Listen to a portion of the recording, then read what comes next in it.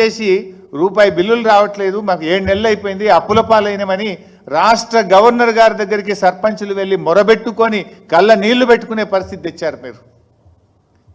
ఎటుపోయింది ప్రభుత్వం? ఎందుకు పని చేయలేకపోతున్నారు మీరు?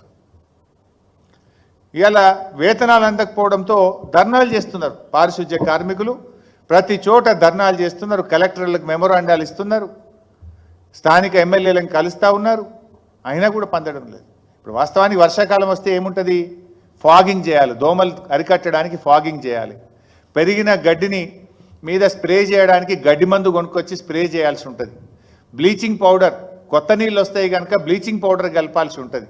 ఇలా గ్రామ పంచాయతీలో డబ్బులు లేక బ్లీచింగ్ పౌడర్ లేదు, ఫాగింగ్ లేదు, గడ్డి మందు లేదు, ట్రాక్టర్ల డీజిల్కు పైసలు లేవు, సఫాయి కార్మికులకు జీతాలు లేవు, మొత్తం అస్తవ్యస్తమైపోయినటువంటి పరిస్థితి. అంటే ప్రజాపాలన అంటే పల్లెలు ప్రజాపాలనలో భాగం కాదా? పల్లెల్లో పారిశుధ్య నిర్వహణ ప్రభుత్వం బాధ్యత కాదా? ఏమైంది? మీ ఇంటెలిజెన్స్ ఏమైతుంది? మీ నెట్వర్క్ ఏమైంది? ఎందుకు ఈ పల్లెల్ని ఇట్లా నిర్వీర్యం చేస్తూ ఉన్నారు? ఎందుకు ప్రజల్ని ఈ గ్రామ పంచాయతీలో పాలనను గాలికి వదిలేసినారని చెప్పి నేను అడుగుతా ఉన్నా. ముందస్తు చర్యలు తీసుకోవాల్సింది పోయి, స్పెషల్ డ్రైవ్ చేయాల్సింది పోయి, రెగ్యులర్గా జరిగే ప్రతిరోజు జరిగే శానిటేషన్ కూడా బంద్ అయిపోయింది ఈరోజు. బీఆర్ఎస్ ప్రభుత్వం ఉన్నప్పుడు ప్రతి నెల గ్రామ పంచాయతీలకు టెన్షన్గా 275 కోట్లు పోతుండే. Every month 275 crores ఇచ్చేవాళ్ళం. సంవత్సరానికి 3,330 కోట్లు పల్లె ప్రగతి మీద బీఆర్ఎస్ ప్రభుత్వం ఖర్చు పెట్టింది. 3,330 కోట్లు ప్రతి సంవత్సరం పల్లెల్లో అభివృద్ధి కోసం, పారిశుధ్య నిర్వహణ కోసం 275 కోట్లు ప్రతి నెల ఇచ్చాం. మరి 7 నెలలైతే ఒక్క నెల ఒక్క రూపాయి కూడా ఇవ్వలే మీరు.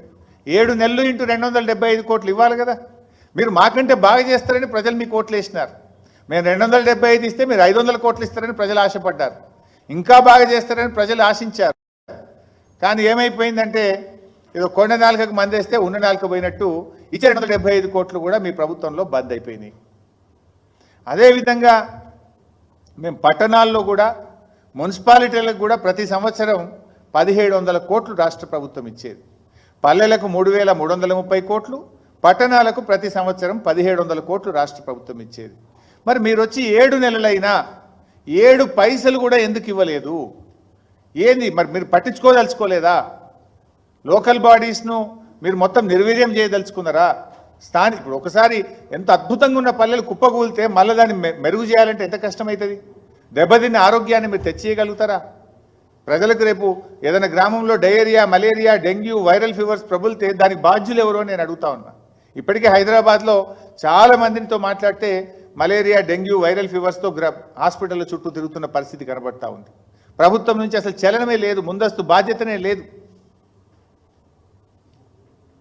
ఆ రోజుల్లో మేము గ్రీన్ ఛానల్ పెట్టాము. ఇన్ఫ్యాక్ట్ పల్లె ప్రగతి, పట్టణ ప్రగతి నిధులకు ఎక్కడ ఇబ్బంది లేకుండా గ్రీన్ ఛానల్లో విడుదల చేశారు కేసీఆర్ గారి ప్రభుత్వం.